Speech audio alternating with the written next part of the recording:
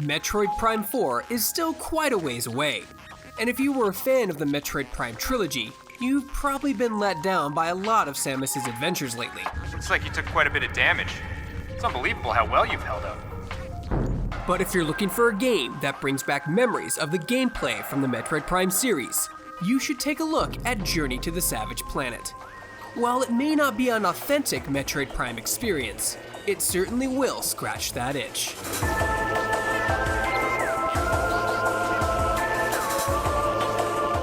Metroid Prime is a prime example of a classic and great GameCube adventure. It brought with it everything we loved about Metroid into the first-person perspective for the first time in the Metroid series.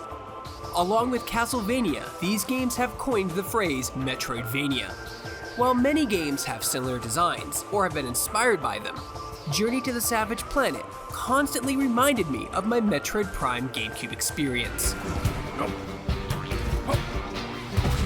Aside from the obvious tone of the game, which leans heavily toward humor, the similarities in both games are staggering. In Journey to the Savage Planet, you can upgrade your health bar by collecting and eating orange alien goo. Much like the energy tank upgrades found in Metroid Prime.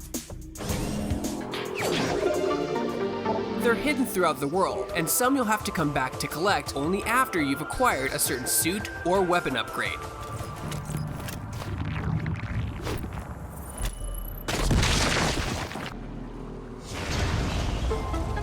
Your suit is also upgradable, allowing you to access new areas, or reveal secret locations you couldn't access before.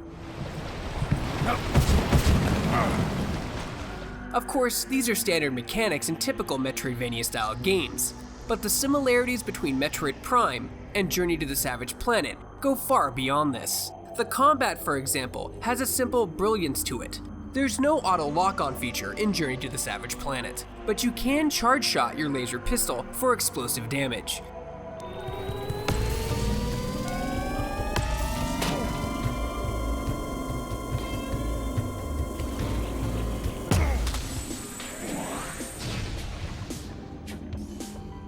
Certain creatures require certain items or weapons to be eliminated, much like in Metroid Prime. Certain weak points can only be attacked or made vulnerable using specific weapons. Acid spores, for example, destroy amber armor, similar to that of the rocket Samus uses to blast away certain enemies' protective plating in Metroid Prime. You can dodge attacks by quickly dashing left or right, or jumping, which was a staple in Metroid Prime, and we see the same combat mechanics here.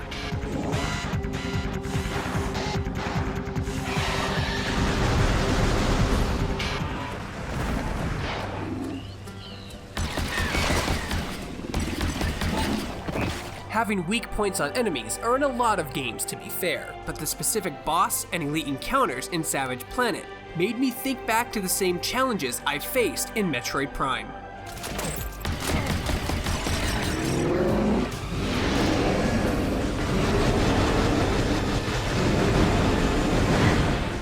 Your scanner is also a major gameplay element. Scanning the environments and enemies will help you understand and expand the lore of the world, and maybe even give you a hint on how to defeat an enemy, or find its weak point. It's all here, just as it was in Metroid Prime.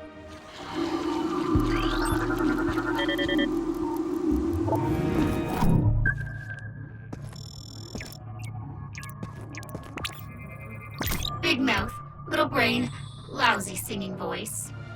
Even the lost ancient alien technology that helped build Samus's unique power suit is here, in the form of shrines, that allow you to upgrade your arsenal of equipment and suit, as well as expand on the lore of the game.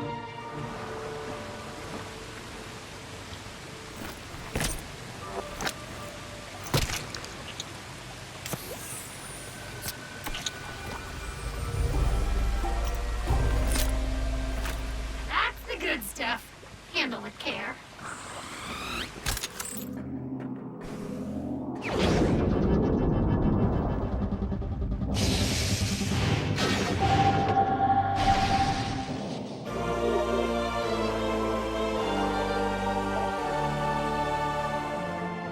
Remember the grapple beam in Metroid Prime? Well, Savage Planet has one as well, and it feels great to swing and land on platforms.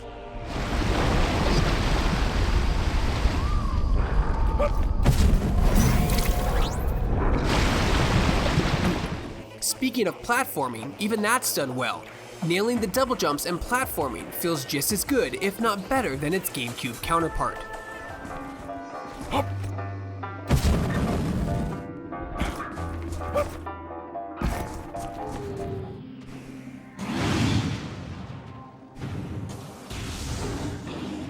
Everything about Journey to the Savage Planet reminded me of my Metroid Prime playthrough, in a good way. Don't get me wrong, the games do have major differences, like not having to turn into a ball for example, but the biggest are probably the tone and world. While Metroid Prime was a dark, scary world with hallways and corridors, Journey to the Savage Planet takes the exact opposite route, with an abundance of humor and wide open biomes. But Savage Planet is not without its small caves and tunnel systems, which by the way, really do bear a similar resemblance to certain Metroid Prime locations.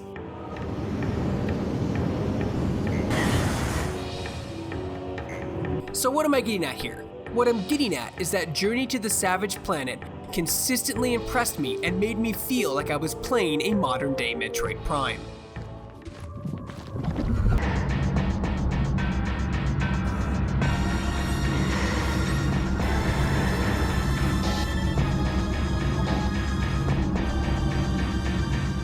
If you're itching for a new Metroid Prime title, or just really enjoyed the gameplay aspects of the Metroid Prime trilogy, minus the waggle controls of course, you should pick up this fantastic game. And it's not even a full retail price game, it's $29.99. If you love the Metroid Prime series design, exploration, traversal, and combat mechanics, you should really check out Journey to the Savage Planet. Not only is it a great game in its own right, but it'll hold you over until Metroid Prime 4 comes out, whenever that is. For more videos like this and everything else gaming related, you're already in the right place. You're on Shacknews.com.